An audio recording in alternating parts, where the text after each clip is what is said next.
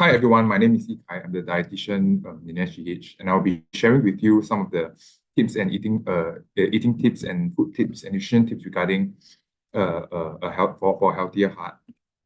And so, first of all, what are some of the risk factors for heart disease? And there's many different variable, modifiable or non-modifiable risk factors.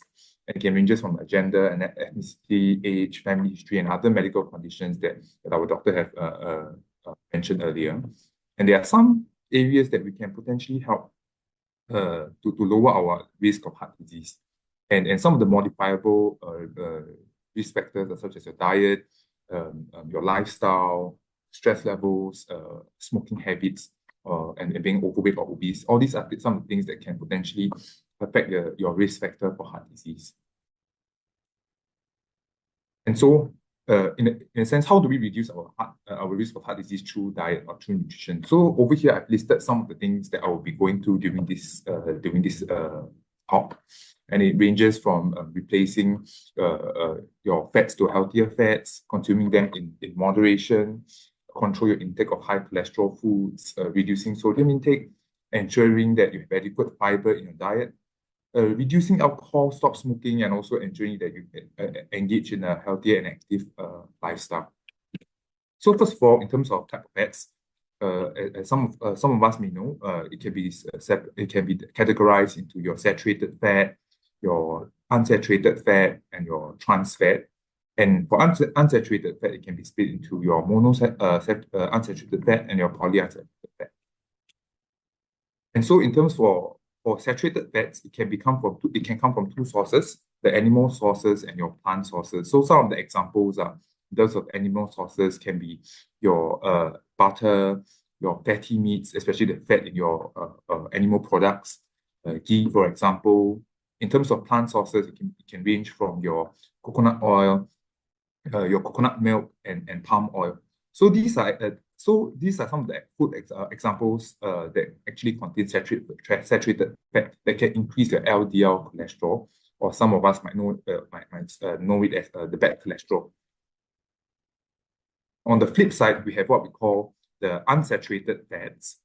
And unsaturated fats examples can, like I mentioned earlier, can be monounsaturated or polyunsaturated. And some of the examples ranges from your nuts, your olive oils, your canola oil, avocado, and polyunsaturated can be things like walnut, soybean oil, your fatty tuna, and a salmon as well.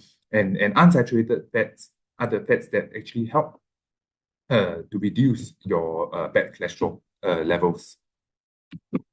And lastly, we have your trans fat. And trans fats are things that can be found in your pastries, your potato chips, and your things like your shortening, your fast food, your fried food as well. So these are some of the things or food items that actually are quite rich in trans fat. And trans fat are generally something that causes your LDL, your blood cholesterol, to increase, and also reduces your HDL, which is your good cholesterol. And in terms of cholesterol foods, they are actually things that can only be found in animal products.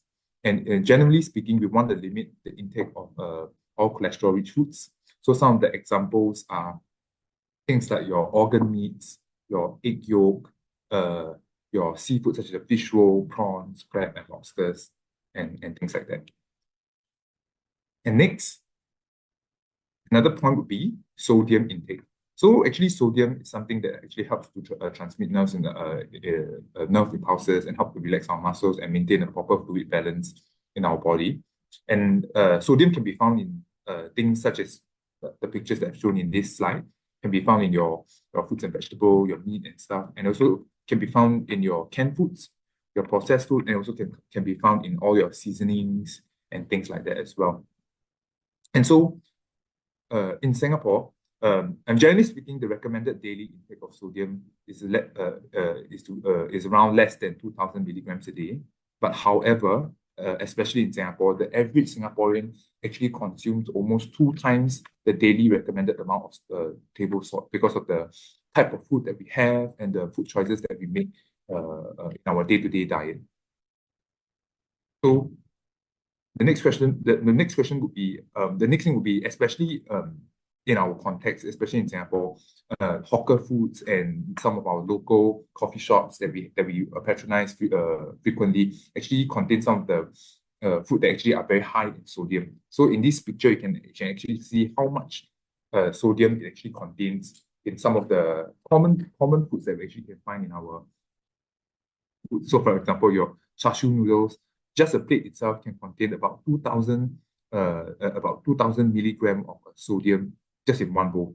And just from a murtabak, you can have about 2,000. Your fried chicken set is about 3,000, and your mee soto is about 3,000 to 4,000 milligram of sodium. So just from one meal itself, you actually would cause you to exceed the recommended sodium allowance in a day. So what we should do is to actually try to limit the intake of high sodium foods. So example, things like your salted egg, your potato chips, your salted vegetable, processed meat, canned foods, your instant noodles, and things like that. And these are the things that we should try, make an effort to actually reduce in terms of in our diet.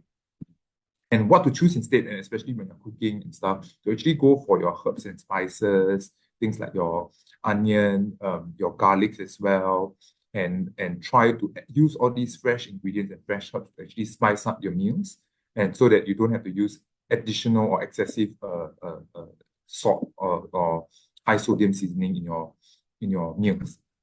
And also to look out for the healthier choice symbol that can actually guide you to choose food items or even seasonings that are actually lower in terms of sodium content.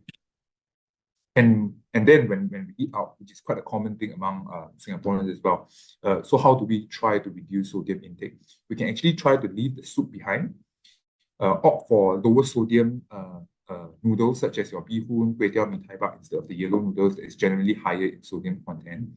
Try to avoid the gravies and sauces or reduce them. And use a dipping saucer instead of drenching your food with all the sauces and gravy. I think that can help to control the amount that you're consuming. And also choose a healthier choice, lower sodium options that can be found in some of the hawker centers as well. And the next part will be actually ensuring that you have adequate fiber intake, making sure that you have at least 2 servings of fruits a day, 2 servings of vegetables a day, and try to aim for 2 to 3 servings of whole grain in your diet. And lastly, I would say try to improve other lifestyle factors such as stop smoking, as what we have been sharing since the start of the presentation, and also to limit the amount of alcohol that we consume in our day-to-day lives. And if you don't consume alcohol, try not to start off. Yeah, that can be something to be really helpful. And also to engage in physical activity and exercise as well.